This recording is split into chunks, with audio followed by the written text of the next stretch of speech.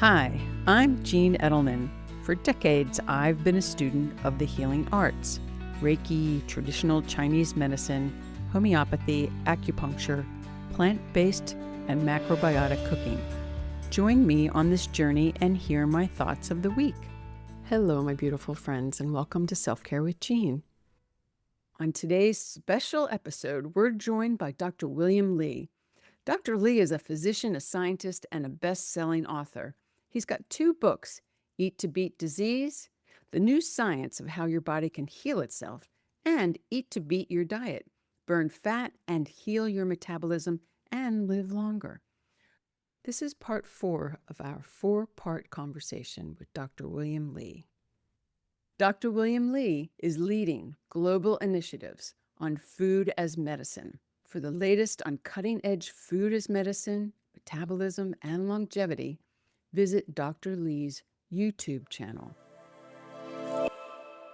So how about plant-based? And just to share a little bit, my family had a lot of heart disease. So about 15 years ago, I totally shifted. I was like, I don't want to go down that path. I stopped eating dairy. I'll do some plant dairy every once in a while. Definitely shifted over to plant-based. I love beans, all kinds of beans. I love cooking, because I feel like it is the best self-love is to put together a beautiful meal for ourselves and our family. And because they feel the love that's in the food too. It's like our grandmothers, they cooked Yeah. and felt that love in their food. That was a part of the healing, the medicine in the Yeah. food. So let's just spend a few minutes as food as medicine and talk a little bit about plants. I love this topic because it is second nature to me from what I learned when I lived in the Mediterranean and learned how to cook in the Mediterranean. By the way, I also did some time during my gap year in Asia. I moved over to Asia and I went all around China. And this was a more rural time in that country to really see how farmers lived, how villagers lived. And, I've always taken that with me that, when we in America refer to healthy eating, I kind of smile a little bit when we say plant-based eating is healthy. Well, in places that are naturally healthy, have healthy eating, they don't call it plant-based. They just call it Right, they regular don't. eating. Exactly, They don't exactly. have to actually call out the plants because it's Right, just part of what they do. And I right. and I'm bringing this up because I think that this is part of the harmony of living in our space on the planet with the things that are around us in nature and being able to relate, our own bodies with the world. Okay. There are many more plants than animals on the planet. Yeah. Humans have been adapted to eat everything, which is good because you never know when you might want to eat something that if something is more scarce and you eat something else. But the other thing about plants is that if you think about it, they change over the course of the season. Oh, We know absolutely. that Yeah. we know for health, diversity is what's really important. Good for Yes. the gut microbiome. Having diversity stimulates our health defenses in different ways, continuously challenges, exercises our health defenses. So they're in good shape. Plants are the natural foods to do that because you've got spring plants and you've got summer plants, then you've got fall plants, and then you've got tubers and roots and things that come out in the winter time. I mean, come on, compared to protein, we got, whatever, beef, pork, chicken, turkey, Right. duck, and that's about it, you know? We have a handful of them, but plants, we have scores of different kinds.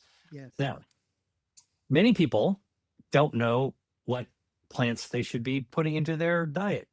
And one of the things that I say is that, you know, you once had an excuse for that, but now we all have cell phones and mobile devices. You go to the grocery store, you see a plant that you don't recognize, a food in the produce section, look it up on Google. And better yet, type the plant and then type recipe and Yeah. hit video and watch somebody who really knows what they're doing teach you how to do it while you're still in the aisle.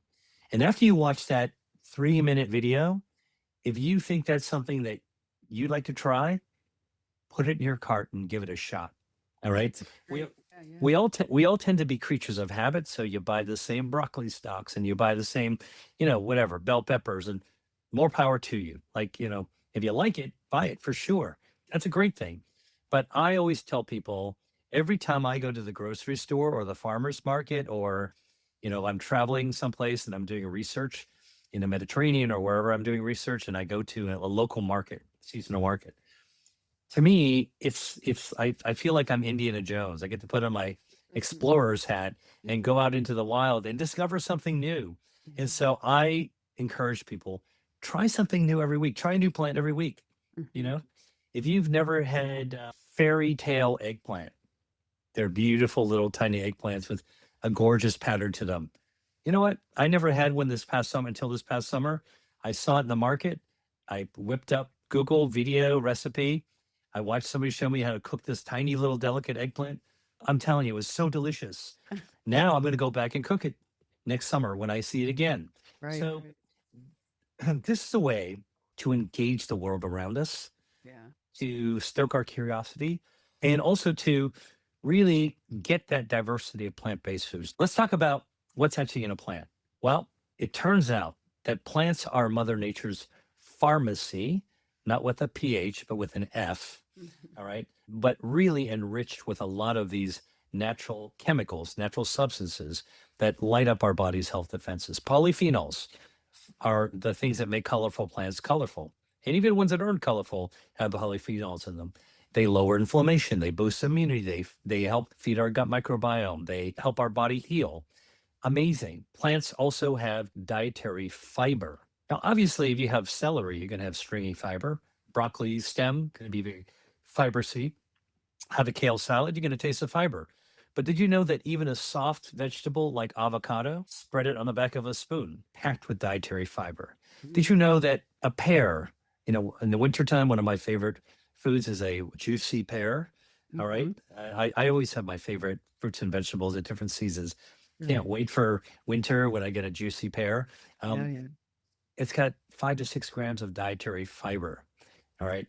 What if I told you that clinical studies from the MD Anderson Cancer Center in Texas have shown that if you have a cancer like melanoma and are getting immunotherapy, which is not chemo, but it's a treatment that boosts your body's own immune defenses. Mhm. And those immune defenses depend on your gut microbiome, healthy gut bacteria, because 70% of your immune system, of our immune system, is found inside our gut.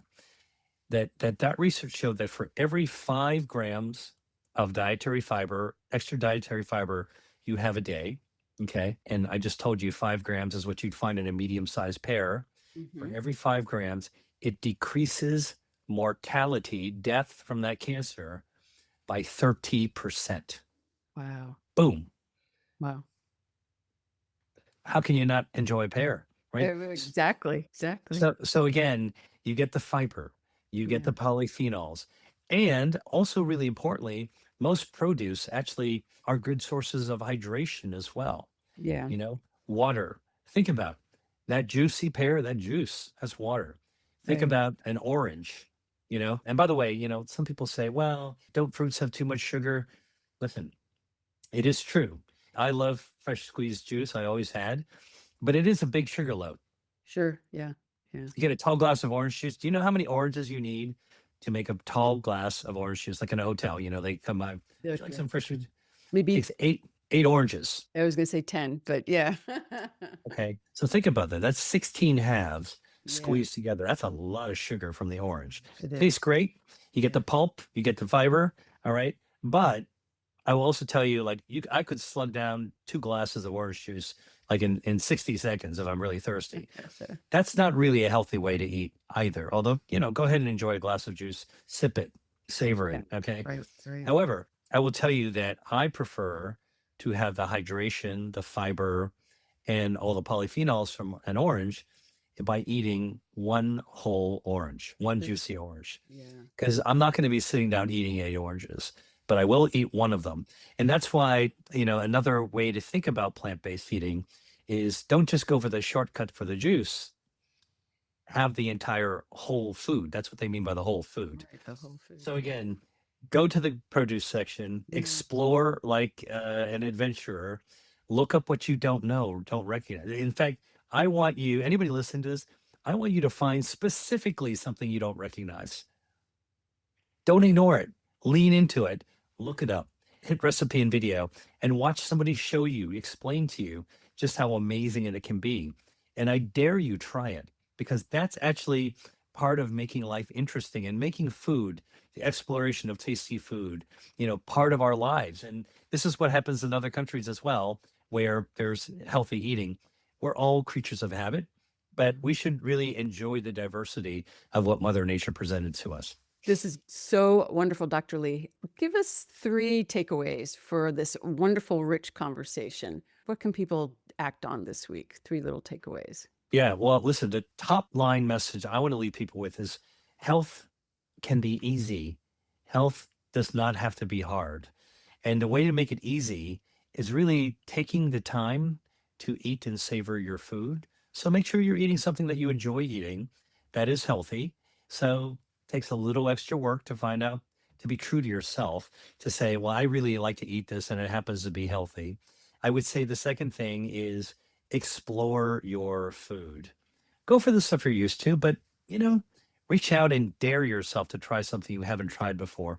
But don't jump off the high diving board without becoming informed. So look it up and watch somebody show you how to cook it. And by the way, if you're not everyone likes to cook. I like to cook. Maybe not everyone likes to cook. That way, next time you go to a restaurant, if you see it on a menu, then you would dare yourself to actually go try it. All right. So I think this daring part of it is, it's part of the fun of life. Like, spice up your life by doing something like that. And it's mostly plant-based stuff. That's great to explore because there's so much diversity. And then the third thing is, I think that you really want to view food as medicine, not as a discipline, not as a chore, not as a restriction. This is not about some rule that you got to follow. I think view food as medicine as part of your self-care, Yeah. where you can actually be compassionate to yourself to say, look, I got to eat, usually 3 times a day. I want to eat things that I enjoy eating. Give yourself permission to take the time to look for the things that you enjoy that are also healthy. Because if you start with that, you're already way ahead of the game, and you can do that for your whole life. Wonderful. Well, Dr. Lee, this has been wonderful. So grateful to talk to you today. You've got 2 wonderful books, Eat to Beat Disease and now Eat to Beat Your Diet. We can visit Dr. Lee on his YouTube channel to dive in and learn more. I'm always getting your downloads and I love following you. And yes, the Edelman Fossil Park, Dr. Lee and I met there, and our good friend Ken Lacaveras. So the I journey highly will recommend, continue. yeah, Yes. I highly recommend anybody who has not been to the world's most newest dinosaur museum to go check out the Edelman Fossil Park Museum. It is an incredible building. It's got incredible exhibits. And more importantly, it's got an incredible mission, which is to help us understand that we all play an important role by learning from history in order to be able to help make the planet a better place to live. And for me, my kind of contribution has to do with food as medicine. And thank you so much, Jean, for having me on. Thank you. There's so many dots to connect. I love it. Life is just so wonderful. Have a wonderful day, Dr. Lee. Thank you so much. Thank you.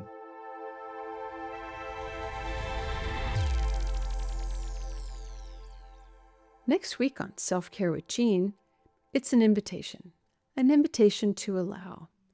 What if we didn't have to rush, fix, or force anything? What if we simply let life unfold one moment at a time? Let us take a breath, let us soften, and let us trust right where we are. Join me next week on Self Care with Jean.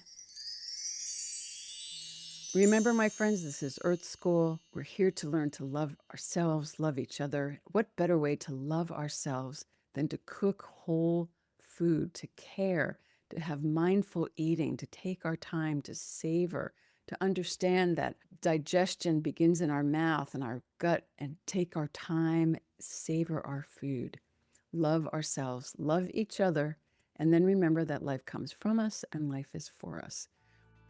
Have a great week. Everybody dive in. Food is medicine.